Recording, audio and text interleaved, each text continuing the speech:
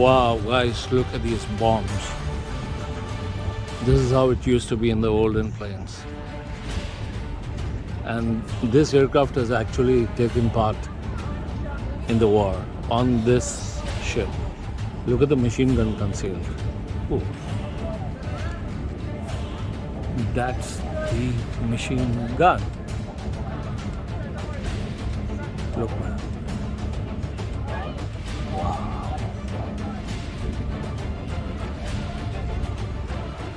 Look at this fighter pilot, Lieutenant Bombhammer Hallam.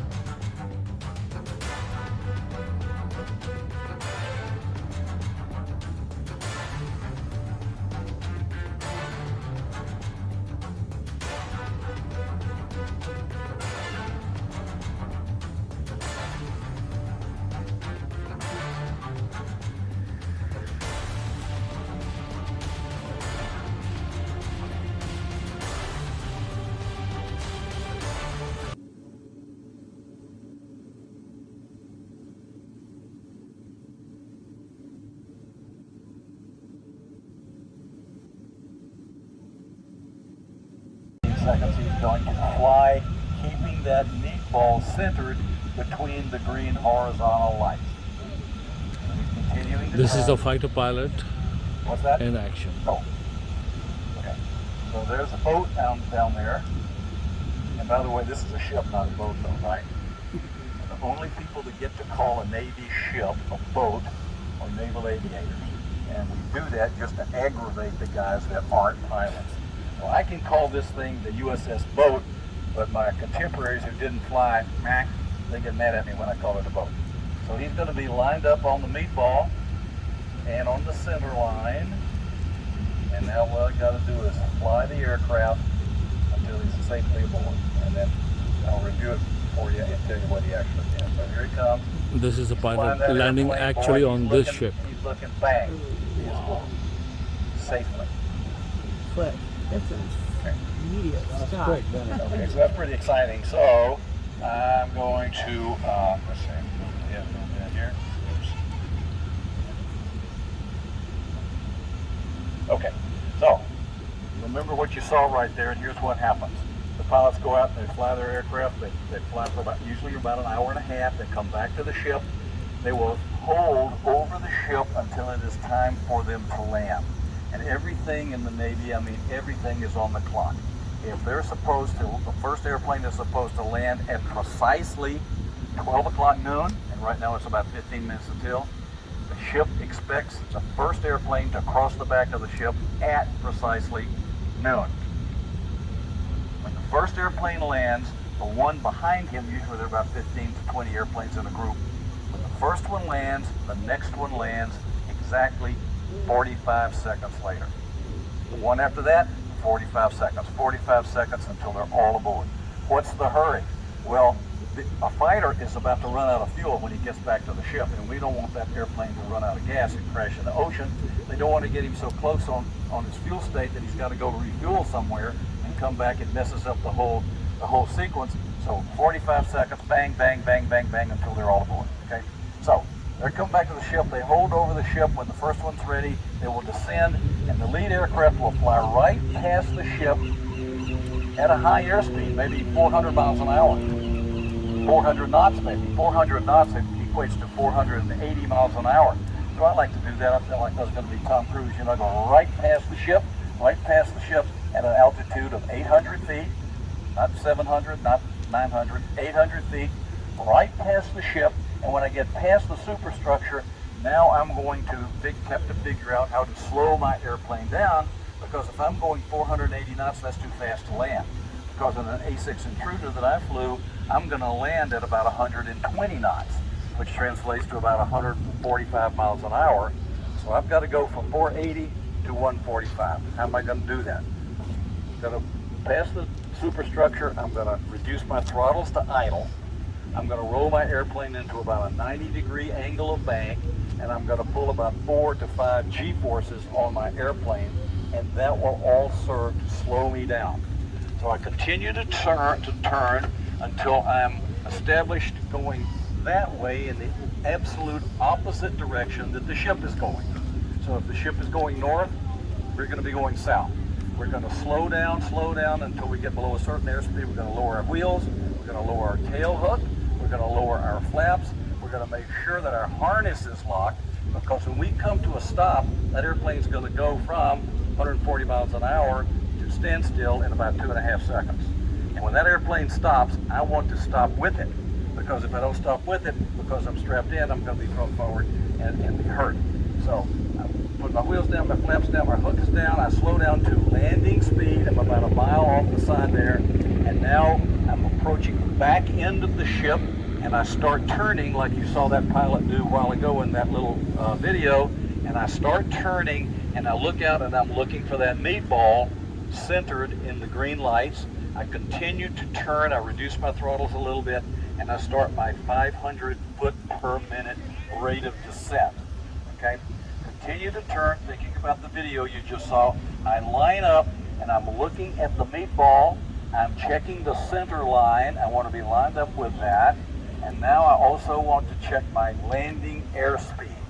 And we have a fairly complicated way of doing that, so without boring you plumb to tears, I'll just tell you that in the cockpit, the pilot's duty now is to scan the instrument panel and also outside. He's looking at the meatball, the lineup, and his airspeed. Meatball, lineup, airspeed. If he spends more than a microsecond staring at the meatball, he's forgetting about his lineup or his airspeed. If he stares at the lineup too long, that meatball can go like that, quick. So it's a constant scanning, meatball, lineup, airspeed. Now, how does a pilot make sure that he's on the right airspeed? Well, he's got a little gadget right here. Here's the pilot's head. Here's the flight deck. There's the optical landing system down there. You can't tell much about it. But there's this light right there that verifies landing speed to the pilot. If this light is amber, he's on the proper speed. If the light is green, he's too slow. If the light is red, he's too fast. And it may surprise you to learn that to change his speed, he doesn't adjust his throttles, he adjusts his nose attitude. So if he's too slow, he's going to poke his nose down just a hair, and that's going to speed him up. If he's too fast, he's going to raise his nose a little bit, and that'll slow him down. He's constantly adjusting his throttles and his nose attitude with the stick, applying his rudder pedals pressure, and he's flying the airplane. Now, a new modern F-35 jet that's going to the fleet now, I think that thing can pretty much land by itself. But in the days of the Midway, it was hand and eye coordination. And so people say, well, what about autopilot? Well, you know, I have cruise control on my car, and I use it on the freeway, but when I'm parking in the garage, I'm doing it myself. I turn off the autopilot. And so this is hands-on driving the airplane, meatball, line up, airspeed. And he does that until those wheels touch the deck. That's when he advances the throttles to full. Hook snags a cable. He's aboard. He reduces his throttle. And now he's got to get out of the way because there's another airplane 45 seconds behind him. So he looks out the window. He sees a sailor in a bright yellow jersey come up, giving him a signal. And that signal is raise your tail hook, fold your wings, and get out of the way. And so the pilot does that, taxis up to the front of the ship, parks his airplane, says a thankful prayer to the good Lord above that he is aboard safely, and he goes down below deck. So the radio room waits for the landing signal officer to come and say, here's what you did right, here's what you did wrong, and here's the grade you're going to get. And we hope for an okay grade. And he gets a little green dot next to his name, on the wall down in the ready room. Okay, so let's look at it again. Here he goes. He makes that turn. He reduces his throttles to idle. He's pulling about 4 Gs right there, and he's in almost a 90-degree angle of bank. He continues to turn his aircraft, keeps turning. And you say, how come he keeps looking out to the left? Well, he's looking out there to see the ship to make sure he's in the right position relative to the ship's position. He's turning. And pretty soon he's going to see the white wake of the ship going through the ocean. And so that's good. And right about here, he's going to start his descent, reduces his throttles a little bit, starts his descent. Make sure he's on airspeed. His wheels are down, his flaps are down, his hook is down, harness is locked. Checks with his navigator or his weapons officer. I had a volunteer that sat next to me, and I would always say, okay, Skipper's ready, he's ready, good, locked in, and we keep on going. Look at that ship. When he sees the meatball, he calls the ship and tells them. He identifies himself, he tells the ship his type of aircraft he's in, his side number, and his fuel state. And the ship wants to know how much fuel he has left because they want to know how many attempts at this he can make before he has to go refuel or runs out of gas. Now he's on final. He's checking the meatball, line up, airspeed, meatball, line up, airspeed, meatball, line up, airspeed, meatball, bang. He's aboard. Throttles are forward. He stops. He rolls out 340 feet, comes to a stop, takes his throttles back, and he's going to get out of the way. Awesome. Okay? Thank you. So that happens pretty fast. Pretty fast. So, every now and then, things don't go the way they're supposed to go. But you know, things do break down in the Navy. They break down everywhere. But everything that's mechanical has something can go wrong with it. So we have a video here of one of these early warning radar aircraft coming in to land on an aircraft carrier. I think it was on the Eisenhower. Here he comes right here. Wow, look at this landing. And his wheels touch the deck. That's a decent landing. His wheels touch the deck, but then he slows down, but now the cable breaks and he dribbles off the end of the flight deck, and that is very bad, as you might imagine. So instead of seeing a big splash, though, we see this airplane recover, and the pilot, I mean, this guy deserves the medal that he got. He got, with the full power, he got his wheels up, he put his flaps down further, and they opened the canopy just to make sure in case the thing went in the water, they were going to have to climb out. Got a crew of 5 in it, but he got airborne, and he saved a multi-million-dollar airplane. He saved 5 lives, including his own. So it's a great display of airmanship. I'm going to back this up one thing and let you see a nighttime landing. We've talked only about daytime landing. What the pilot sees at night, looking out the front of his cockpit, and I'm telling you, there's not much to see out there. And so the LSO is going to be talking to him, helping him check your airspeed, little power, you're slow, Jay. He knows who I am. When I called the ship and told them my side number, they have a little list and they know who's flying which airplane. So if he knows that Jay is flying this airplane, he's going to talk to him just like his old buddy. Come on, Jay, you're looking good. Don't worry about it. Little power, you're looking good. Right for lineup. And he talks to me all the way down, makes me feel good.